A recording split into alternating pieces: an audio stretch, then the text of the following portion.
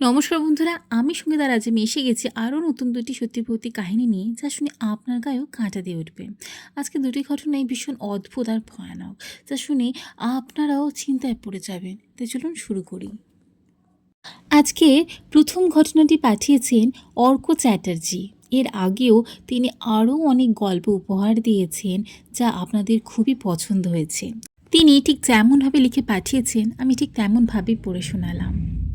ঘটনার নাম দিয়েছেন ম্যানিকুইন।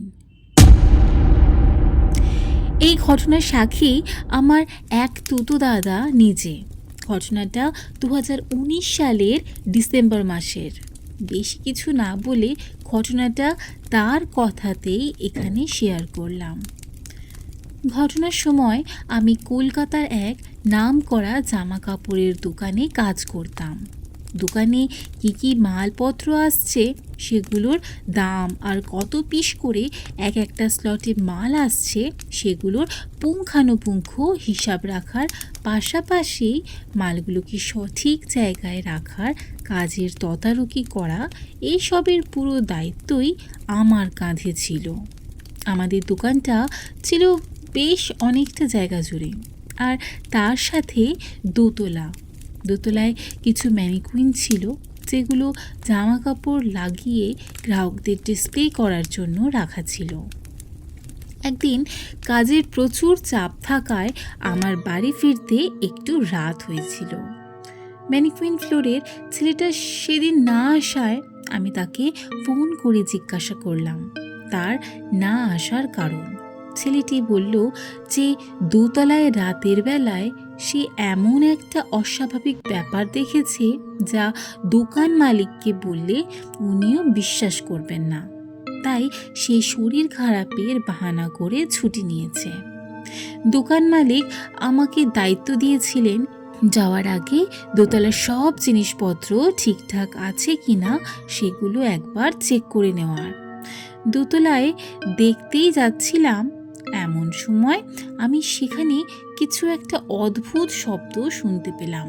দোতলায় উঠেই দেখলাম যে ম্যানিকুইনগুলো যেন হঠাৎ করেই নিজে থেকে হাঁটতে শুরু করলো।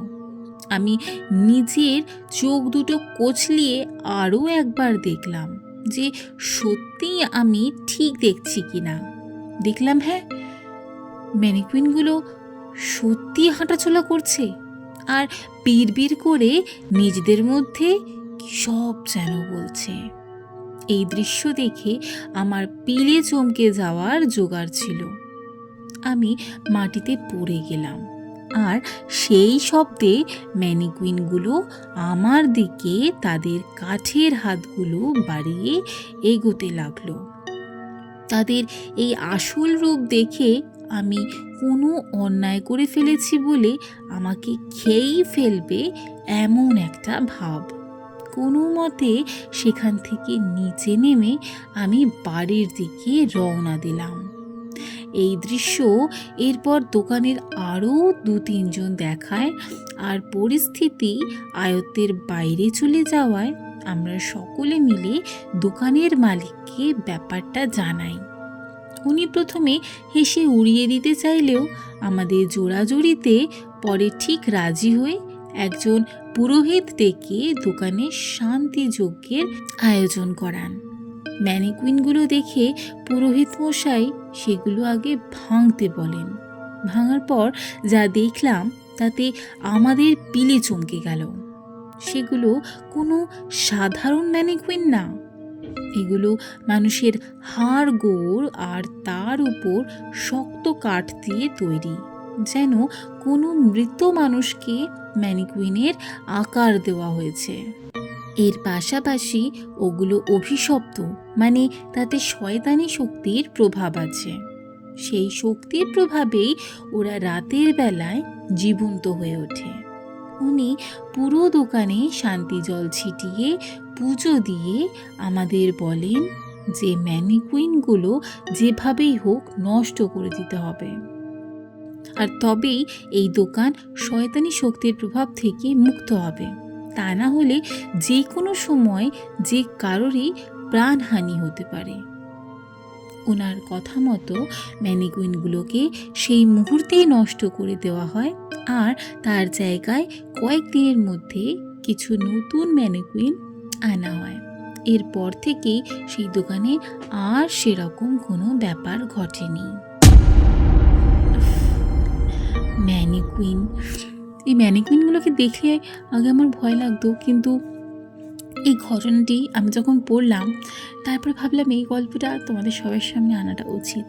সত্যিকারে এরকম পুতুল বা এই সফটওয়্যারসগুলোকে নিয়েও কিন্তু আমরা আগে গল্প শুনেছি যে তাদের মধ্যে কিছু অশুভ শক্তি প্রবেশ করে যায় এবং যেটার এফেক্ট আমাদের উপর পড়ে, এরকম আগেও গল্প আমরা পড়েছি। কিন্তু এই ম্যানিকুইনের ভেতরে যে হাড্ডিগুড্ডি রয়েছে, এটা আমি ফার্স্ট টাইম শুনলাম। তো আমার খুবই ইন্টারেস্টিং লাগলো। তোমাদের কেমন লাগলো বন্ধুরা অবশ্যই কমেন্ট বক্সে জানিও। তো চলো শুরু করি আমাদের দ্বিতীয় ঘটনা। আজকে দ্বিতীয় ঘটনাটি পাঠিয়েছেন রুদ্র। এর আগেও তার পাঠানো বেশ কয়েকটি ঘটনা আমাদের খুবই ভালো লেগেছে, আমাদের বেশ ভয় লাগিয়েছে। তাই তার পাঠানো আরেকটি ঘটনা নিয়ে এলাম তোমাদের কাছে। তিনি যেমনভাবে লিখে পাঠিয়েছেন আমি ঠিক তেমনভাবেই পড়ে শোনালাম। গল্পের নাম দিয়েছেন শেষ স্টেশন। ট্রেনটা প্ল্যাটফর্মে এসে দাঁড়ালো তখন রাত 1:45 বাজে। ছোট্ট একটি গ্রাম্য স্টেশন। ট্রেনটার এখানে কোনো স্টপেজ নেই। সিগন্যাল না পাওয়ার কারণে হয়তো দাঁড়িয়ে পড়েছে, এটাই ভাবল অভিক নেমে পড়ল। এই স্টেশন থেকে ওদের গ্রামের বাড়ি খুব কাছে। মাঝরাতে ঘুমন্ত এই স্টেশনে 2-1টা কুকুর ছাড়া আর কারোর দেখা পেল না অভিক। স্টেশনের বাইরে এসে দাঁড়ালো। এত রাতে বাড়ি যাওয়ার জন্য কোনো রিক্সা পাবে না এটা জানতো অভিক, কিন্তু কয়েক পা এগোতেই নজরে পড়ল স্টেশন চত্বর ছাড়িয়ে কিছুটা দূরে বট গাছের নিচে একটা রিক্সা। অভিক মনে মনে খুশি হলো। রিক্সার কাছে এসে দেখল চালক মুখে গামছা ঢেকে রিক্সার সিটে বসে ঘুমাচ্ছে। রতনপুর যাবে? অভিক বার তিনেক ডাক দিলেও চালকের ঘুম ভাঙল না। এবার অভিক লোকটার শরীরে ঠেলা দিয়ে বলল, রতনপুর যাবে?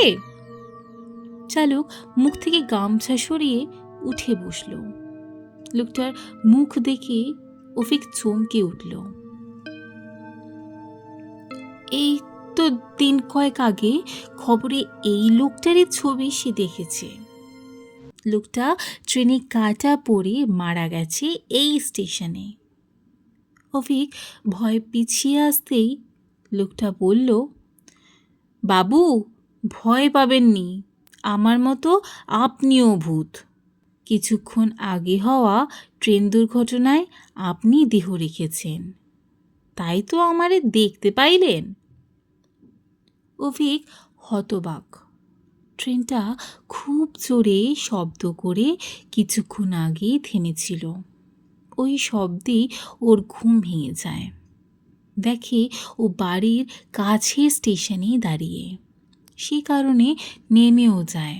এরপর পেছনে তাকাতেই দেখে দলে দলে লোকগুলো ওর পেছনে এসে দাঁড়িয়েছে। সবাই ওই রিকশায় চেপে বাড়ি ফিরতে চায়, কারণ ট্রেন আর যাবে না, এটাই শেষ স্টেশন।